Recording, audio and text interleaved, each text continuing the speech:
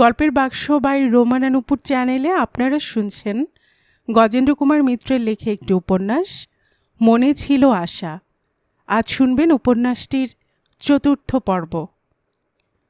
আর বরাবরের মতো গল্প পাঠে আমি আপনাদের সাথে থাকব রোমানা নুপুর।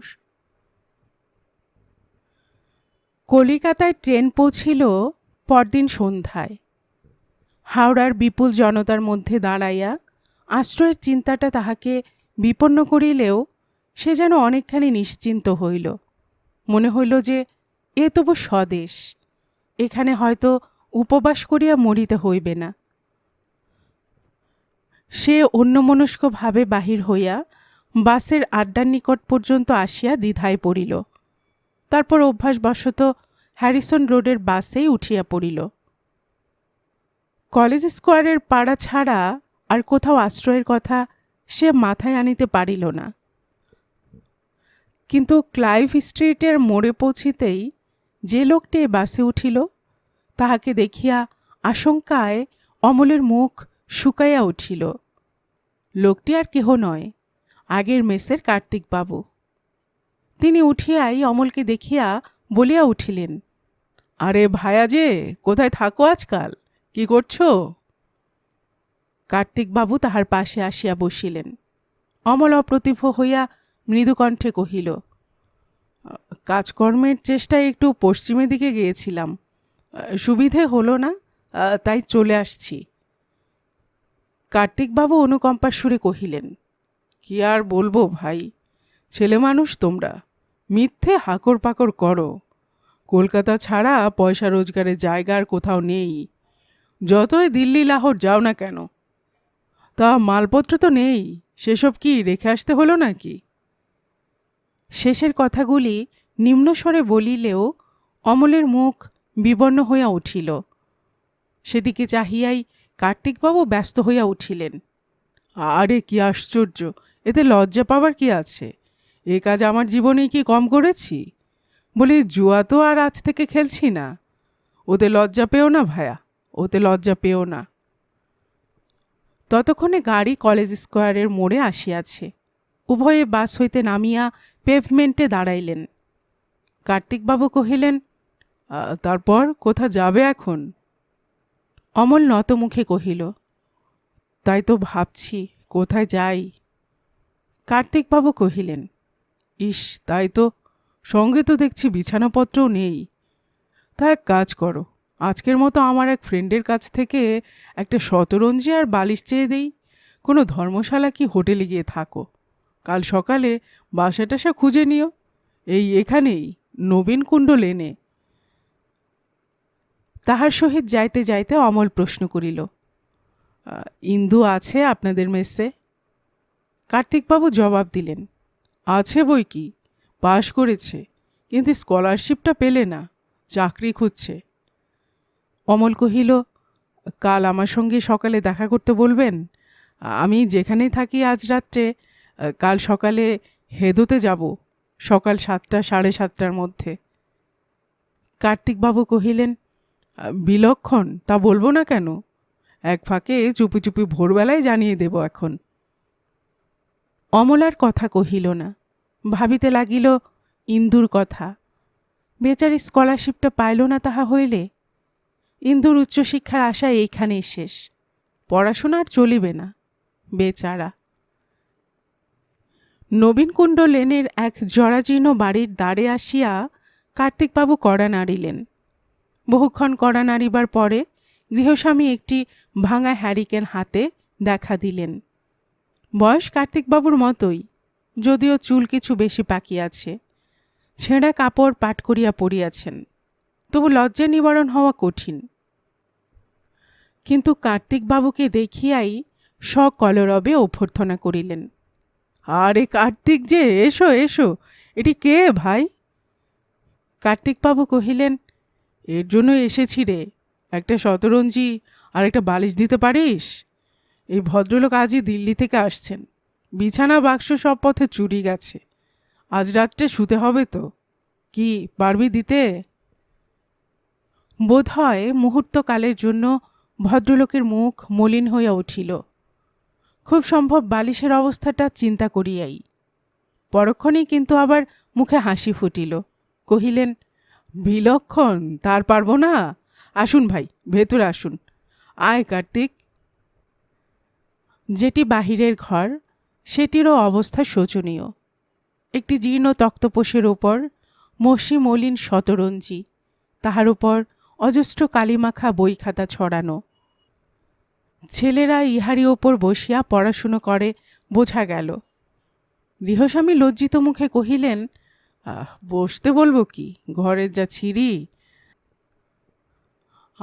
মল, আবার ঘুঁটেগুলোও দেখছি ঝিমাগি ঘরের মধ্যে তুলে রেখেছে। শুধু ঘুঁটে নয়, এক বস্তা ছোবড়াও তোলা আছে, আর আছে এক পুটলি তুলা। ইঁদুরে কাটার ফলে ঘরময় ছড়াইয়া আছে। বই খাতাগুলো সরাইয়া একপাশে জড়ো করিয়া রাখিয়া বলিলেন, বসুন ভাই, ভেতর থেকে আসছি একটু। বস কার্তিক, চা খাবি? কার্তিকবাবু সম্মতি জানাইয়া বিড়ি ধরাইলেন। কহিলেন, এ হলো গঙ্গাধর, আমার ছেলেবেলাকার বন্ধু। এমন ভালো মন মানুষের মধ্যে দুর্লভ, কিন্তু অবস্থা খারাপ। এ পৈতৃক বাড়ি তাও বাধা পড়েছে। মাইনে তো পায় মোটে 72 টাকা। পথে বসতেই হবে একদিন। তবু এমনি করে যে কটা দিন যায় আর কি। অমল বিস্মিত হইয়া কার্তিকবাবুর দিকে চাহিলেন। এই লোকটিকে এতদিন সে শুধু পাকা জুয়ারি বলিয়া জানিত, কিন্তু ইহার মধ্যেও যে হৃদয় আছে তাহা সে বোধহয় কল্পনাও করে নাই। মিথ্যে কথা সত্য কথার মতোই অনায়াসে বলিয়া যায়। মানুষের চরম সর্বনাশের বার্তাও সহজ কণ্ঠে প্রকাশ করে। নিজের স্ত্রী পুত্র সম্বন্ধে লোকটি সম্পূর্ণ নির্বিকার, কিন্তু তবুও কোথায় একটু হৃদয় এখন আত্মগোপন করিয়া আছে। নহিলে তাহাকে পথ হইতে ধরিয়া আনিবে কেন? গঙ্গাধরবাবু ফিরিয়া আসিয়া কহিলেন, ওরে, মলিনার মা বলছিল যে ভদ্রলোকটি আজ থাকবেন কোথায়, তোর বাসা নিয়ে যাবি? কার্তিকবাবু কহিলেন, না, সেখানে একটু অসুবিধা আছে। আজ রাত্রে কোনো ধর্মশালায় নয়তো হোটেলে থাক, কাল বাসা খুঁজে নেবে এখন। গঙ্গাধরবাবু কহিলেন, তাতে দরকার কি, উনি আজকের রাতটা এখানে থাকুন না। অবশ্য অসুবিধা হবে একটু, কিন্তু ধর্মশালার চেয়ে তো ভালো হবে। কার্তিকবাবু অমলের মুখের দিকে চাহিলেন। অমল ইতস্তত করিয়া কহিল, একটা রাত বই তো নয়, খামোখা ভদ্রলোকের বাড়িতে উৎপাত করে লাভ কি? গঙ্গাধরবাবু প্রবল বেগে ঘাড় নাড়িয়া কহিলেন, না না, উৎপাত কিছু না। একটা রাত গরিবের ঘরে কোনো রকমে থাকুন, কাল ধীরে সুস্থে বাসা খুঁজে নেবেন এখন। অমল তবুও ইতস্তত করিতেছে দেখিয়া কার্তিকবাবু কহিলেন, না না, কিছু ভয় নেই। সেরকম লোক হলে এখানে টেনে আনতুম না। তুমি এখানেই থাকো, কাল সকালে ইন্দুকে বরং এখানে আসতে বলবো। আচ্ছা, আসি তাহলে গঙ্গাধর। ইতিমধ্যে বছর দশকের একটি শ্যামবর্ণ মেয়ে চায়ের বাটি হাতে প্রবেশ করিল। কার্তিকবাবু কহিলেন, ওহো, চায়ের কথা ভুলেই গিয়েছিলাম। চা খাইতে খাইতে কার্তিকবাবু চুপি চুপি কহিলেন, কোথায় বাসা পাও আমাকে জানিও ভায়া। আসছে শনিবার একটা নির্ঘাত খবর পাওয়া গেছে। বেশি নয়, 2 টাকা দিও, বরাত ঘুরিয়ে দেব। চা খাইয়া কার্তিকবাবু প্রস্থান করিলেন। গঙ্গাধর কহিলেন, ভায়া কি চান করবে? তাহলে সেটা এই বেলা সেরে নাও। যা অন্ধকার বাড়ি, কলতলাও ভাঙা। আমি আলো ধরে নিয়ে যাই, সাবধানে চলে এসো আস্তে আস্তে। স্নান আহার সারিয়া অমল আবার বাহিরের ঘরে ফিরিয়া আসিয়া দেখিল, ইতিমধ্যেই শতরঞ্জির উপর একটা ধোঁয়া শাড়ি বিছানো হইয়াছে এবং ময়লা বালিশের উপর একটি ফর্সা তোয়ালে বিছাইয়া ভদ্রলোকের মতো করা হইয়াছে। ইহাদের যত্নে বহুদিন পরে অমলের মা বাবার কথা মনে পড়িয়া গেল। গঙ্গাধরবাবুর স্ত্রী তাহার মায়ের মতোই বসিয়া জোর করিয়া খাওয়াইলেন এবং মাথার দিব্য দিয়া বলিলেন যে কাল যেখানে বাসা ঠিক করুন না কেন, দ্বিপ্রহরের আহার সারিয়া তবে যেন যায়। আজ কিছুই খাওয়া হইল না। ছেলে মেয়েগুলিও ভালো, যেমন শান্ত তেমনি ভদ্র, দেখিলেই স্নেহের উদ্রেক হয়। গঙ্গাধরবাবু একটা তাকের উপর এক গ্লাস জল, একটা খাতা চাপা দিয়া রাখিয়া আলো নিভাইয়া চলিয়া গেলে অন্ধকারে শুইয়া শুইয়া অমল ইহাদের কথাই ভাবিতে লাগিল। কার্তিকবাবুর কথাগুলি বড়ই মর্মান্তিক। এই অমায়িক পরিবারটিকে হয়তো সত্যই একদিন পথে বসিতে হইবে। ইহাদের দয়া স্নেহ মমতার জন্য পৃথিবীর নিকট হইতে এক বিন্দু করুণাও পাইবার সম্ভাবনা নেই। সমস্ত বিশ্বের সহিত মানুষের দেনা পাওনার সম্পর্ক। পাওনার চেয়ে দেনা বেশি হইলেই আর তাহার লাঞ্ছনার সীমা থাকিবে না। পরদিন সকালে উঠিয়া মুখ ধুইতে ধুইতেই ইন্দু আসিয়া উপস্থিত হইল। প্রায় তেমনই আছে, শুধু মুখে দুশ্চিন্তার কয়েকটি গভীর রেখা পড়িয়াছে মাত্র। সে নীরবে আসিয়া অমলের পাশে বসিয়া পড়িল। কি হইল, কেন অমল এমন শুধু হাতে ফিরিল, কোনো কথাই জানিতে চাহিল না। নিজের দুর্ভাগ্য দিয়া পরের দুঃখের গভীরতা সে মাপিতে শিখিয়াছে। নীরব সহানুভূতিতে এই কথাটি শুধু বুঝাইয়া দিল। একটু পরে অমলই কথা কহিল, বলিল, স্কলারশিপটা রাখতে পারলেন না? ইন্দু একটা ছোট রকমের দীর্ঘশ্বাস ফেলিয়া জবাব দিল, না, বড্ড অভাব অমলদা। খিদেতে পেট জ্বলত, মাথা ঘুরত, পড়াশুনো আর মাথায় ঢুকত না, কিন্তু তবু এতটা যে খারাপ হবে তা ভাবিনি। শেষ দিনটা পরীক্ষা দিতে গিয়ে কি যে মন খারাপ হয়ে গেল, মনে হলো সব বৃথা, জীবনে এসবের কোনো দাম নেই। আর কিচ্ছু লিখতে পারলুম না। অমল প্রশ্ন করিল, এখন কি করবেন ভাবছেন? একটুখানি চুপ করিয়া থাকিয়া ইন্দু কহিল, আমাকে আর পড়াবার ক্ষমতা মামার নেই, এখন চাকরি খোঁজা ছাড়া আর উপায় কি? কিন্তু তাই বা পাচ্ছি কই? এই 2-3 মাস কলকাতার মেসে থেকে চাকরি খুঁজছি। মামাকে তো কিছু পাঠাতে হচ্ছে, সেই কটি টাকা পাঠাতেই তার যে কি কষ্ট হচ্ছে তাও বুঝছি, কিন্তু উপায় কি বলুন? একটি 10 টাকার টিউশনি, এই তো ভরসা। অমল চুপ করিয়া রহিল। কি বা জবাব দেবে? অমল কহিল, একটা বাসা টাসা খুঁজে নিতে হবে, তারপর যাব আমার সেই পুরনো ছাত্রের বাড়িতেই। কিন্তু সে কি আর এখনও আমার জন্য বসে আছে? ইন্দু কহিল, আচ্ছা, একটা কাজ করলে হয় না? আমরা যদি একটা খুব সস্তার ঘর দেখে নিয়ে দুজনে একসঙ্গে থাকি আর নিজেরা রেঁধে খাই, তাহলে বোধহয় আমাদের এই আয়েতেই চলে যায়। অমলের মুখ নিমেষে উজ্জ্বল হইয়া উঠিল। কহিল, সে তো বেশ হয়। আমি তাহলে বেঁচে যাই ইন্দুবাবু। একলা এত অসহায় মনে হয় নিজেকে। দুজন হলে তবু একসঙ্গে ফাইট করা যায় দুর্ভাগ্যের সঙ্গে। ইন্দু একেবারে উঠিয়া দাঁড়াইয়া কহিল, তাহলে চলুন, এখনই বেরিয়ে পড়ি। আজ একটা বাসা ঠিক করে ফেলা যাক। এই সময় গঙ্গাধরবাবুর কন্যা 2টি রেকাবিতে কিছু মুড়ি বাতাসা আর 2 কাপ চা লইয়া প্রবেশ করিল। অমলের বন্ধু আসিয়াছে, এই কথাটি গঙ্গাধরবাবুর স্ত্রীর দৃষ্টি এড়ায় নাই। ইন্দু বিস্মিত দৃষ্টিতে অমলের মুখের দিকে চাহিল।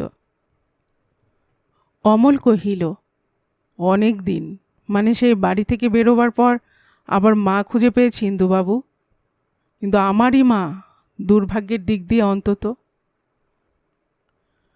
তাহার পর মুড়ি খাইতে খাইতে অমল গতকালের ইতিহাস ইন্দুকে সব খুলিয়া বলিল। ইন্দু কহিল, কার্তিকবাবু লোকটিকে আমারও খুব খারাপ বলে মনে হয় না। আজ ভদ্রলোক রাত থাকতে গিয়ে ডেকে তুলে আপনার খবরটি দিলেন, কিন্তু সব কথা সেরে বেরোবার সময় ওই এক কথা, আসছে শনিবার একটা শিওর টিপ আছে ভাই, 2টি টাকা উইনে ফেলে দিও, 10টি টাকা নিয়ে বাড়ি ফিরবে। আশ্চর্য না? অমল উন্মনা হইয়া কহিল, আশ্চর্য কিছুই না ইন্দুবাবু।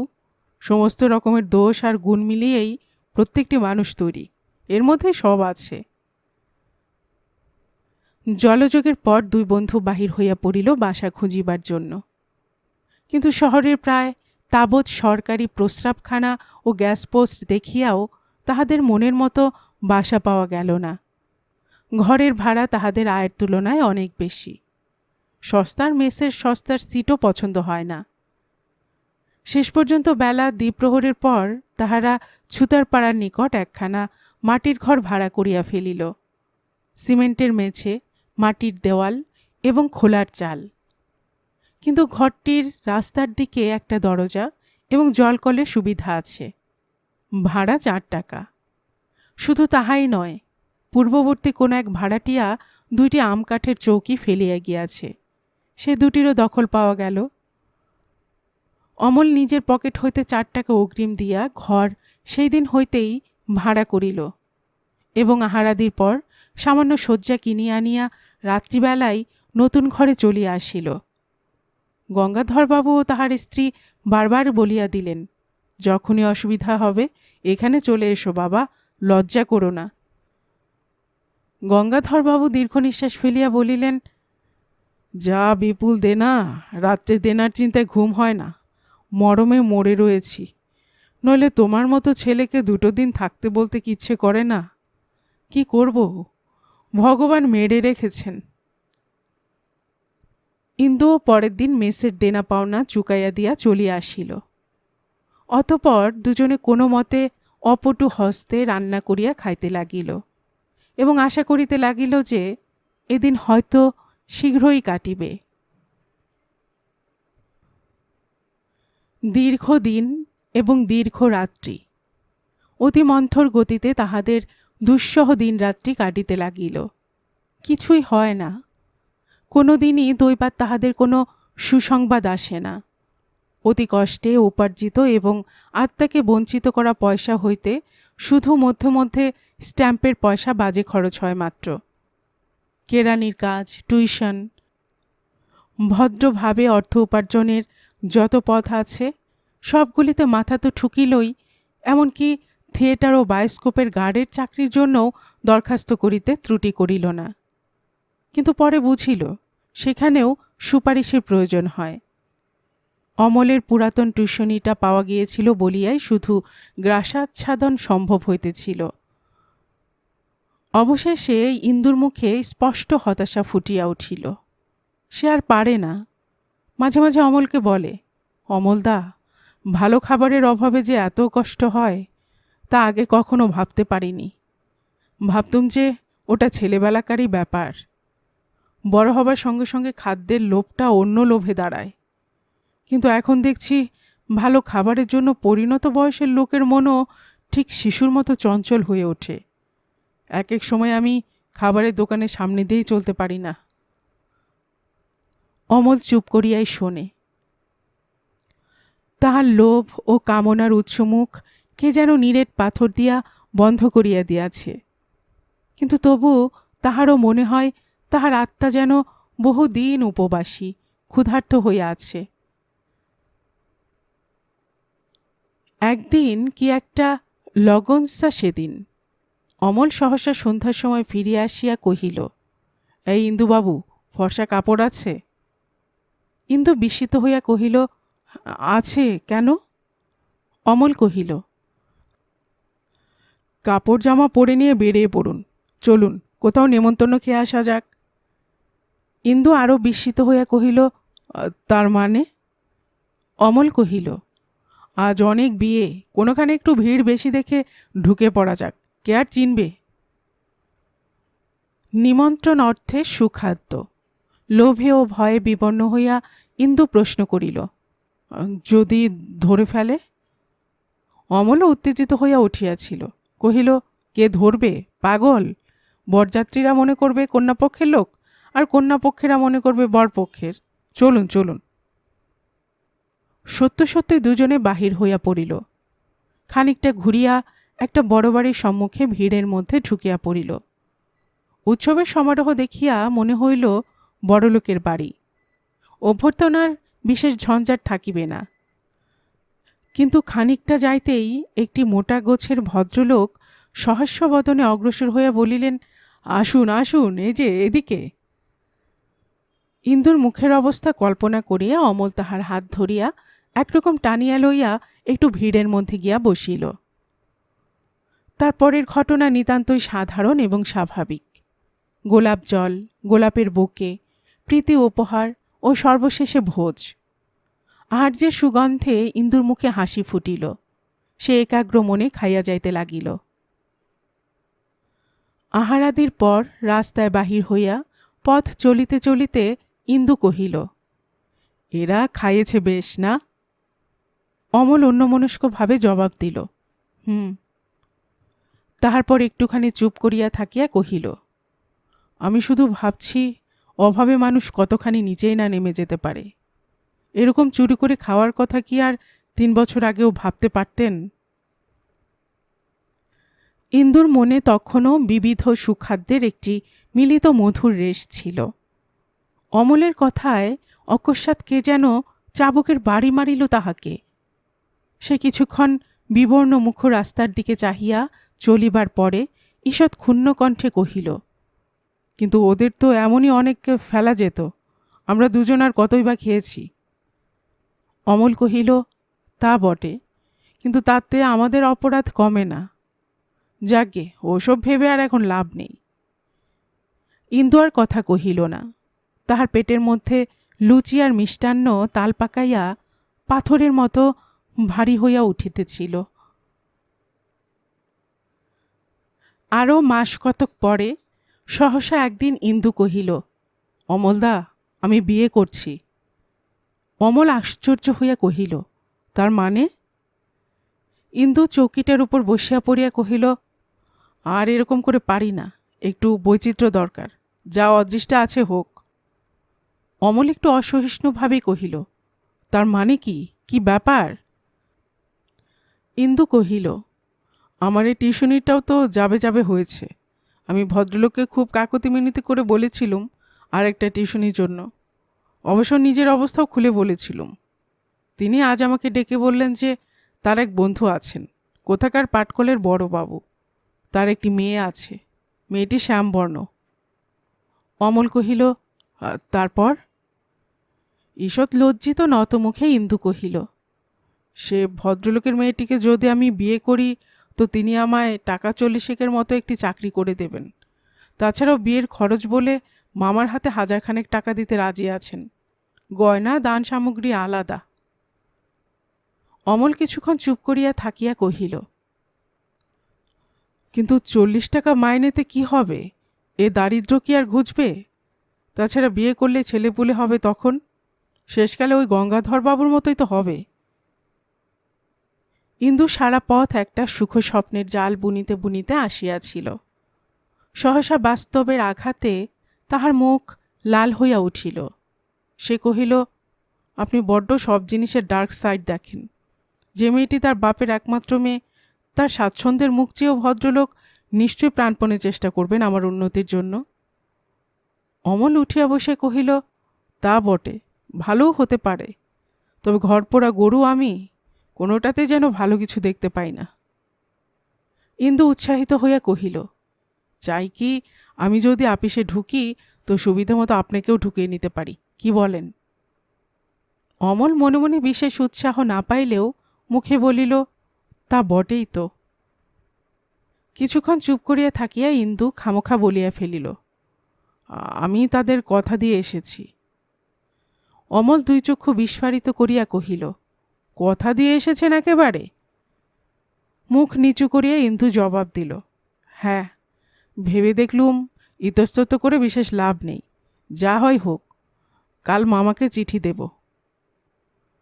আরও কিছুক্ষণ পরে ইন্দু কহিল, মামার যে কি দারিদ্র তা আপনি জানেন না অমলদা, কিন্তু আমি জানি। বেচারি আমার খরচ জোগাতে গিয়ে ভিটেটি শুদ্ধ 150 টাকায় বাধা দিয়েছেন। তার উপরে চালে আজ 3 বছর খড়ের কুটোটি ওঠেনি। 1000 টাকায় তাকে নিরিনি করে ঘরদোরগুলো যদি ভালো করে একবার ছাইয়ে দিতে পারি তো তাই আমার লাভ। ইহজীবনে তো আর কোনো কাজে এলুম না।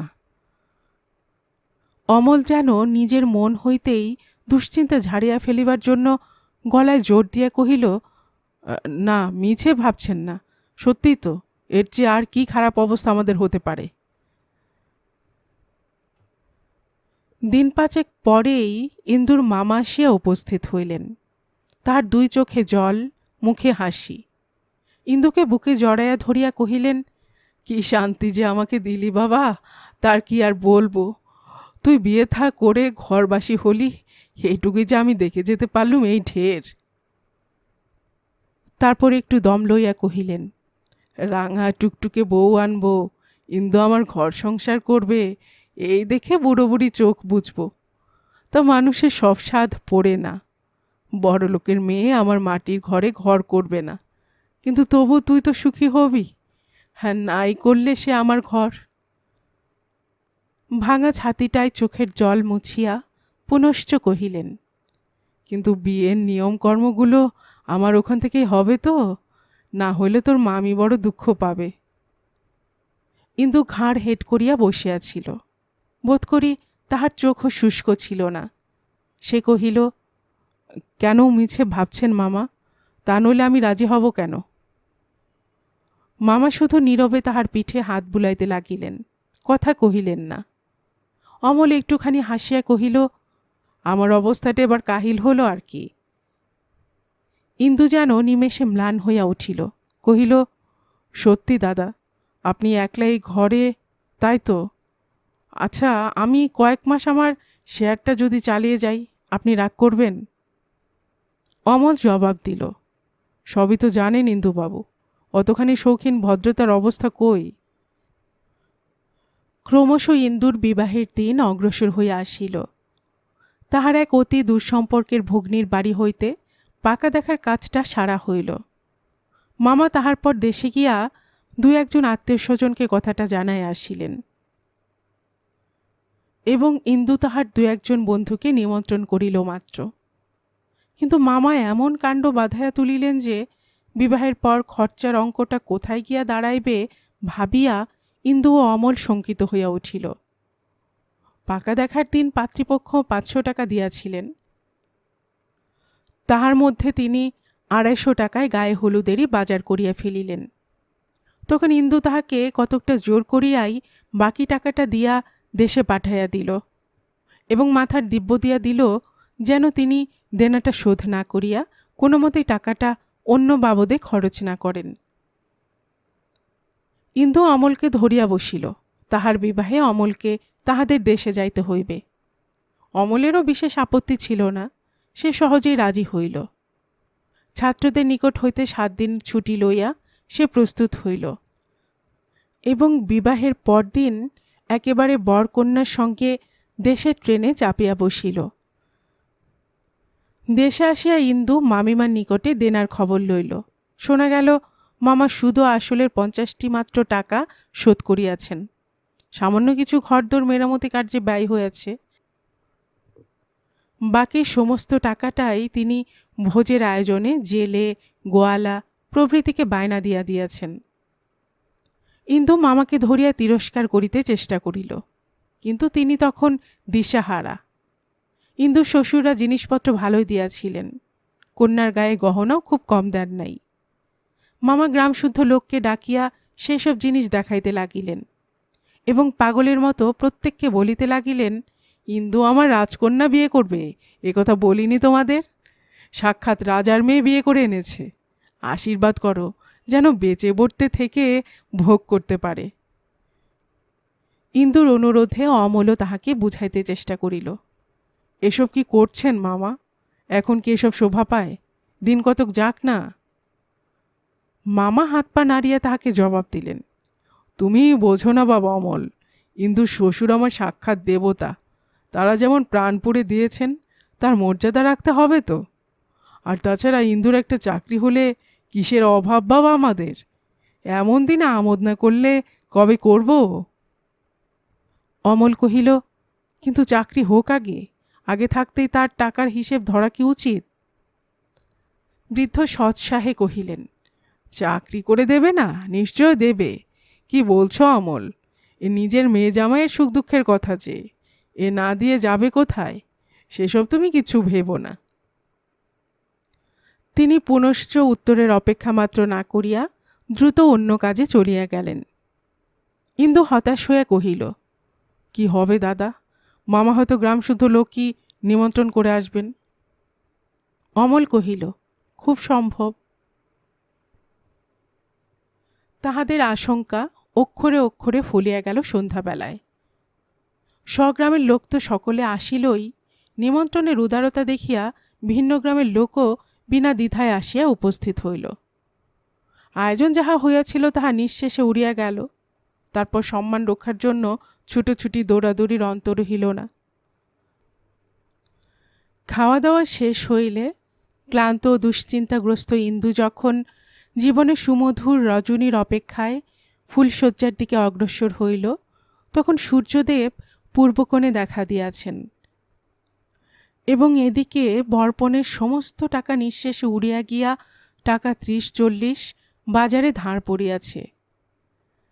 ইন্দু ফুলশয্যার নিয়মকর্ম শেষ করিয়া বিছানায় না শুইয়াই বাহিরে চলিয়া আসিল এবং শুষ্ক মুখে অমলকে ডাকিয়া লইয়া বাহিরের বাগানে একটা আমগাছ তলায় গিয়া শুইয়া পড়িল। কি হবে অমলদা? অমল তাহাকে সান্ত্বনা দিয়া কহিল, কি করবেন বলুন? মামা আপনার জন্য অনেক কষ্টই করেছেন। একটা দিন না হয় জীবনে তাকে আনন্দ করতে দিলেনি, আর সেও তো আপনারই জন্য। ইন্দু ভয়ে ভয়ে তাহার মুখের দিকে চাহিয়া কহিল, আচ্ছা, চাকরি ওরা করে দেবে বোধ হয়, কি বলেন? অমল কহিল, হ্যাঁ হ্যাঁ, দেবে বই কি। নিজের জামাই যদি কষ্ট পায় তাহলে মেয়েরও তো কষ্ট হবে। ইন্দুর টাকের মধ্য হইতে গোটা 22 টাকা বাহির করিয়া কহিল, এই কটা কাল যৌতুকের বাবদ পাওয়া গিয়াছিল। এ কটা টাকা আর মামার হাতে পড়তে দিইনি। 10টা টাকা আপনার কাছে রাখুন। মাস 5 জন্য অন্তত ঘরটা রাখতে পারবেন। কিছু নিজের কাছে না রাখলেও নয়। শ্বশুর বাড়ি যাওয়া আসা আছে, কলকাতায় যাওয়ার খরচা আছে। মামার হাতে বোধহয় একটি পয়সাও নেই আর। দুজনেই খানিকটা চুপ করিয়া বসিয়া রহিল। ইন্দু কহিল, কাজটা ঝোঁকের মাথায় করে ফেলে যা ভাবনা হচ্ছে। এখনই যদি চাকরি না পাওয়া যায় তাহলে যে কি করব ভেবে পাচ্ছি না। অমল কহিল, বিয়ের ওই দিকটাই শুধু দেখছেন ইন্দুবাবু? তাতে আপনার স্ত্রী বেচারির উপর কি একটু অবিচার করা হচ্ছে না? লজ্জিত হইয়া ইন্দু কহিল, তা বটে, কিন্তু উপায় কি বলুন? আচ্ছা, বউ কেমন দেখলেন অমলদা? অমল একটু ভাবিয়া কহিল, মন্দ কি, রংটা ময়লা বটে, কিন্তু বেশ শ্রী আছে। সত্যই ইন্দুর বউ মন্দ হয় নাই। কালো রং, কিন্তু অল্প বয়স ও মুখশ্রী ভালো বলিয়া ভালোই দেখায়। তাহার চোখে যে চমৎকার একটি বুদ্ধির আভা আছে তাহাও নজরে পড়ে। ইন্দুর মুখ নিমেষে উজ্জ্বল হইয়া উঠিল। কহিল, তাহলে এ পর্যন্ত যা দেখা যাচ্ছে তাতে আমি ঠকিনি। এখন শেষ রক্ষা হলে হয়। অমল প্রসঙ্গান্তরে যাইবার জন্য প্রশ্ন করিল, মামা কোথায় গেলেন? ইন্দু জবাব দিল, কাল ফুলশয্যার তত্ত্বে যে মিষ্টি এসেছে তাই পাড়ায় বিলোতে গেছেন। সেটা অবশ্য নামে। ওরা মামিমাকে তো গরদের শাড়ি উপহার দিয়েছেন, উপরন্তু ওকেও একখানা তসরে ধুতি দিয়েছেন। আসল কাজ হলো সেই দুটোই পাড়ায় দেখাতে যাওয়া। বাগানের অসংখ্য গাছের পাতায় পাতায় সোনালি রোদ ঝিকমিক করিতেছে। পাখিদের প্রভাতী গানে সুনিবিড় শান্তির আভাস। সেদিকে এবং আলো ঝলমলে সুদূর আকাশের দিকে চাহিয়া থাকিলে মনে হয় এই পৃথিবীতে কোথাও বুঝি কোনো অভাব, কোনো অশান্তি নাই। এই তরুণ যুবক দুটিও বহুক্ষণ নিঃশব্দে বহিঃপ্রকৃতির সেই অপূর্ব রূপ ভাণ্ডারের দিকে চাহিয়া বসিয়া রহিল। তাহার পর একটি দীর্ঘ নিঃশ্বাস ফেলিয়া ইন্দু উঠিয়া দাঁড়াইয়া কহিল, যাই, আবার ওদিকের একটু গোছগাছ করা দরকার। বাড়ির যা অবস্থা হয়ে আছে যেন যাওয়া যাচ্ছে না। তাছাড়া হিসেবটাও একটু দেখা দরকার। কোথায় ঠিক দাঁড়ালুম এসে না জানা পর্যন্ত স্বস্তি নেই। সে চলিয়া গেল। অমল আর উঠিল না। একটু পরেই ক্লান্তিতে তাহার চোখের পাতা দুইটি বুজিয়া আসিল। মামা সন্ধেবেলা অমলকে ডাকিয়া কহিলেন, মোটে 47টি টাকা বাকি পড়েছে। এটা কি একটা দেনা হলো? এত বড় একটা বৃহৎ কাজে এই কটি টাকা ধার পড়বে না? ইন্দু তো ভয়ে মুখ শুকিয়ে অস্থির। আবার বলে বৌমার একখানা ছোটোখাটো গয়না বেচে ধারটা শোধ করে দিতে। ছি ছি, এই কি একটা কথা? তুই বেঁচে থাক, চাকরি বাকরি হোক, টাকাটা শোধ দিতে কতক্ষণ? কি বলো বাবা? অমলকে অগত্যা বলতেই হলো, তা বটেই তো। ইন্দুর ঋণ শোধের স্বপ্নকে অদৃষ্ট কি নিষ্ঠুরভাবে পরিহাস করিলেন, সেই কথাটা ভাবিয়া তাহার দুঃখ হইল। অথচ উপায় কি? কিন্তু ইন্দুর মনের মধ্যে তখন তারুণ্যই জয়ী হইয়াছে। সে সন্ধেবেলা চুপি চুপি অমলকে ডাকিয়া কহিল, শেষ রাত্রির একবার বাগানের দিক দিয়ে ঘুরে আমার ঘরে জানলায় যাবেন, ওর সঙ্গে পরিচয় করিয়ে দেব, কেমন? তাহার চোখে মুখে রোমান্সের রং। অকস্মাৎ সেদিকে চাহিয়া অমলের মনটাও যেন দুলিয়া উঠিল। সে কহিল, নিশ্চয় যাব, কিন্তু আমার সঙ্গে কথা কইবে তো আপনার বউ? তাহার হাত দুইটা ধরিয়া ইন্দু জবাব দিল, সে আমি কব নিশ্চয়, আপনাকে যেতে হবে কিন্তু। রাত্রে শুইয়া অমলের ঘুম হইল না। মনে হইয়াছিল এ জীবনে বাসা বাঁধিবার স্বপ্নকে সে বহু পশ্চাতে ফেলিয়া আসিয়াছে। তাহার মনের মধ্যে অন্তত আর কোনো প্রকার রস বা রঙের স্থান নাই। কিন্তু আজ তাহার এ কিসের উত্তেজনা? তবে কি মানুষের স্ত্রী পুত্র লইয়া ঘর বাঁধিবার আশা কোনোদিনই যায় না?